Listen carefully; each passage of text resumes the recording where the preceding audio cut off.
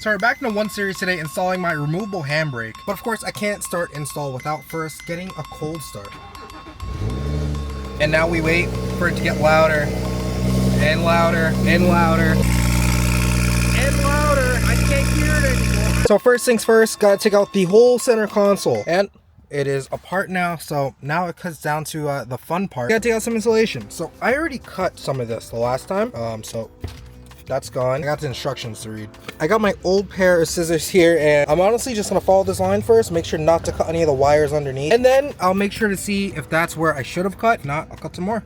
All right, so next up, what you're gonna do after you've cut away all your dash here, keep in mind before I continue with that, you do not have to cut all the way in the back, or at least I didn't for the time being. I just folded up underneath the dash mount here, which next up, you're gonna have to take this dash mount off, probably a T20 or something. And then there's bolts on the side. You just unhook this from there. All right, so these were indeed T20, and you just got to get a 13. Take these on the sides off. Next up, the mounting holes are actually factory here. They're underneath these pieces of glue BMW put. All you gotta do is take off these pieces of glue and you should have your mounting point. Might have a ground here. Take that out just for the time being. You're gonna want to take this out as well. You have a manual, which of course I hope if you're getting a handbrake, you have a manual.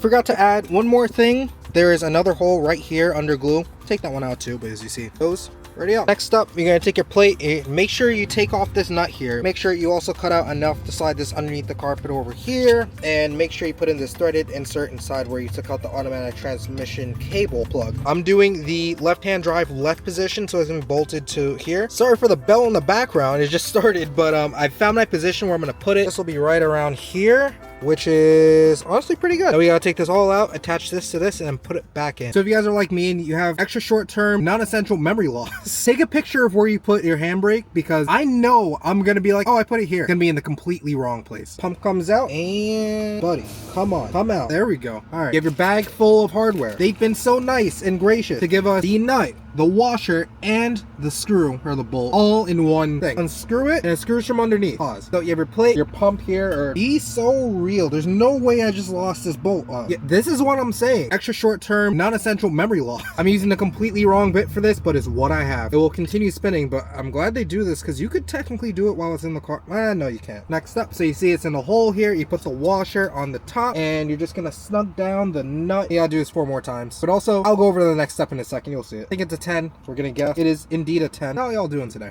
Nope, not doing that. Next one in. Washer and nut. You know, the metal glasses would have been great right now. However, I'm a little bit too lazy to go get them. Oh, that one is snug. That one is for sure snug. Snug. C-H-C-S-C-H-N-U-G-G. Snug? Snug. Take it.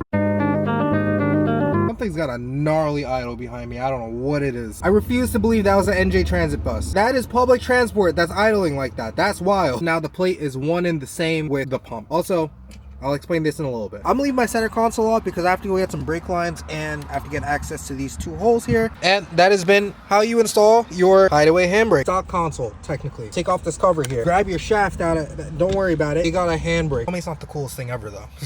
How am I supposed to build my 135 drift car and not have an angle kit? So shocker, even before I got this car, I contacted my one friend that I know has drifted a 1 Series, and it just so happens to be Chris Knapp from East Coast Drift School, or other known as Raceway Park, Englishtown. And I asked him about a lot of options online that are for this car in terms of drifting and stuff. And there was one I was looking at and he said, no, don't even worry about that. Go to FDF. They're the homies. Go ask them what they have for this car, and drives much better than anything else in the market. Who am I to tell him no? So right after he gave me a contact, I hit them up, and they gave me an option that literally came out the same day I hit them up. I bought it, and that is this. So this is their FDF E9 or E8X mini kit. Essentially, this is meant to keep the stock body on the car, because usually you'll see the FDF kits, and especially in the 1 Series, you'll have to run the wider fenders, which is fine. And I actually plan to do at some point with this car once I get a little bit better. However, for right now, I want to be able to use the stockish size wheels, stockish size tires, and also I want to be able to keep the car looking like this, because look how this looks right here.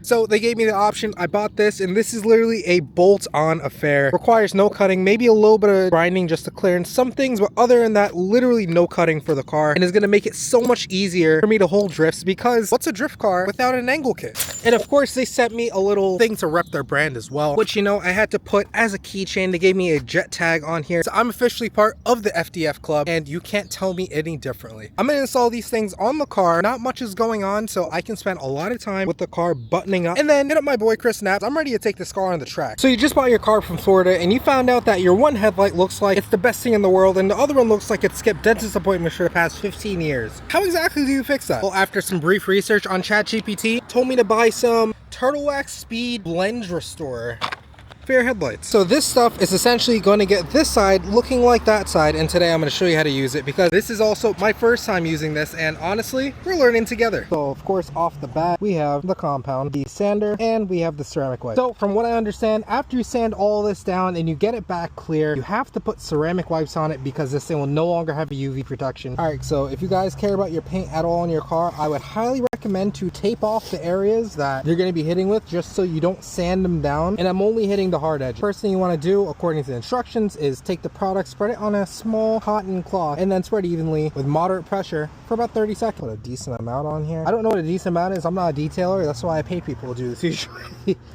All right, spread it evenly. And we are rubbing it in.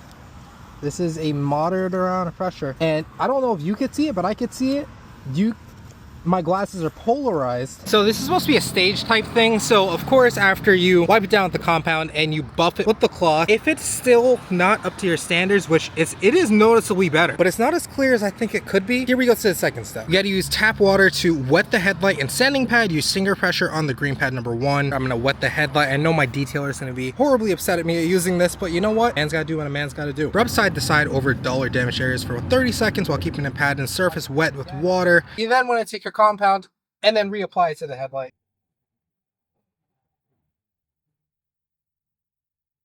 I went liberal on this apply it here. Go one more pass.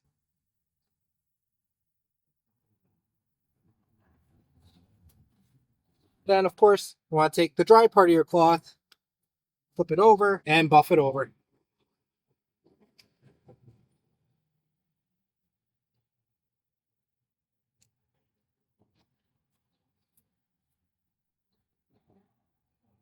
Of course, it's not a perfect science, guys. I mean, you only get it as much as there is. You only take off so much from it.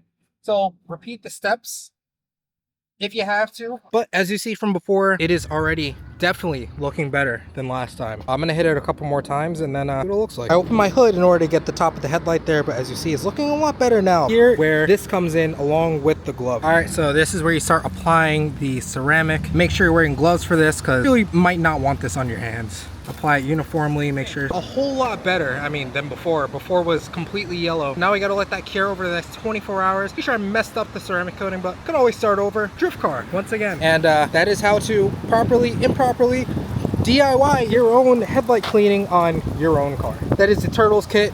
I got it from Ace Hardware, so thanks Ace Hardware. This was something else.